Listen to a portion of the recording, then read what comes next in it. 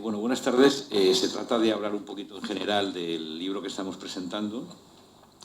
Entonces yo les diré que hace un tiempo me acometió una especie de locura escritural, una especie de grafomanía, que unida a una disciplina casi monacal me llevó a escribir más de 1000 páginas sobre la materialidad de la escuela y la forma del oficio de profesor. Y eso por razones que todavía son un tanto opacas para mí, ¿no? La primera tal vez tendría que ver con una especie de justificación de mi propia vida, ¿no? La pregunta sobre qué es ser profesor para mí fue una pregunta tardía, como diría Deleuze, una de esas preguntas que aparecen cuando llega la vejez y la hora de hablar concretamente, ¿verdad? Una de esas preguntas que aparecen cuando uno siente la tentación de darle vueltas a qué es lo que ha estado haciendo durante toda su vida. Y la segunda tiene que ver con que muchas veces después de algún curso o alguna conferencia o que te encuentras con alguien que ha leído alguna cosita tuya, ¿no? Entonces un profesor viene a mí y me dice que la mayoría de la gente de la universidad que va a su escuela a hablar normalmente va a decirles lo que hacen mal, lo que deberían hacer de otra manera, ¿no? Y entonces que leyendo mis cosas o que escuchándome a mí eso le ha dado como una especie de paz, como una especie de reconciliación con su propio trabajo. Y eso yo creo que también está un poco en la base de este libro, ¿no? Entonces seguramente hay otras cosas detrás de esa escritura obsesiva, pero una de ellas quizás que decidí dedicar los últimos años de mi vida a elogiar la escuela y a tratar de darle una cierta dignidad al oficio, ¿no? La escritura fue proliferando, fui ensayando distintos registros y eso dio lugar al final a 3 libros. El primero, El P de Profesor, que salió hace un año, el segundo, que es el que estamos presentando ahora, Esperando no se sabe qué, y el tercero, El Profesor Artesano, que saldrá, Dios mediante, el año que viene, ¿no? Quisiera decir algo sobre el tipo de mirada que hay debajo de esa escritura, ¿no?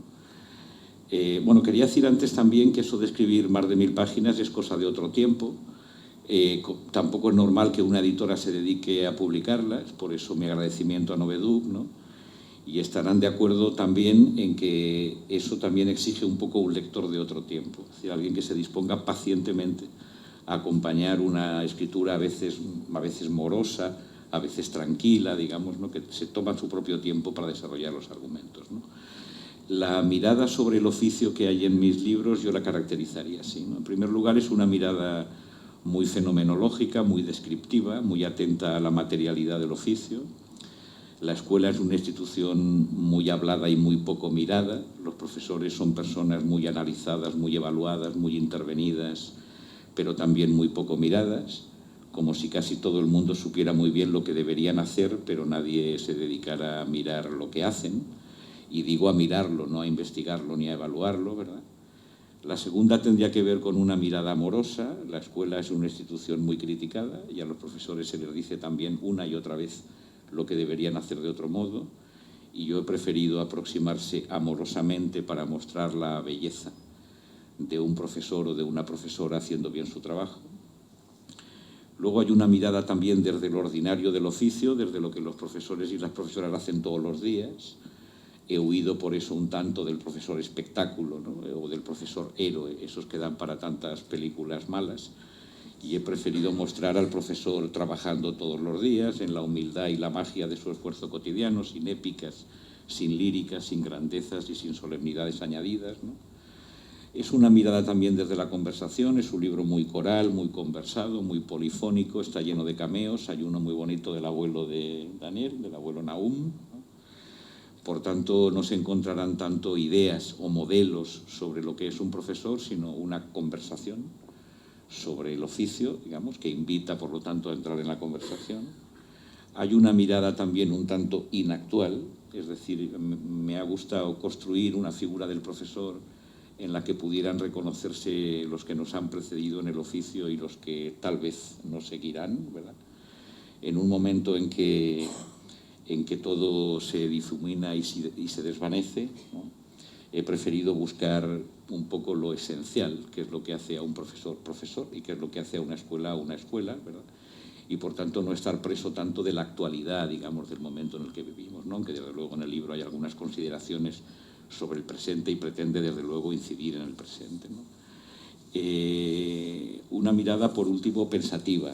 Argentina, como muchos otros lugares, está lleno en este momento de proclamas y de pancartas que dicen defendamos la escuela pública o contra la precarización de los profesores. Seguramente estamos viviendo momentos de combate, tal vez como siempre, el mundo ha estado siempre en guerra, ¿no? Tal vez el combate de ahora sea más importante, no lo sé, pero seguramente estamos viviendo tiempos de combate, ¿no? Y el combate es sin duda necesario, pero a mí me parece que también estaría bien que nos parásemos a pensar y a conversar un poco sobre qué queremos decir cuando decimos escuela y sobre qué queremos decir cuando decimos pública y sobre qué queremos decir cuando decimos profesor, no sea que no sepamos muy bien lo que defendemos, ¿verdad? Entonces yo lo que quisiera es eso, que mis libros pudieran contribuir un poco a esa conversación, ¿no? Y sería solo para eso por lo que he escrito estas más de 1000 páginas que hoy les estoy ofreciendo, ¿no? Eso sería.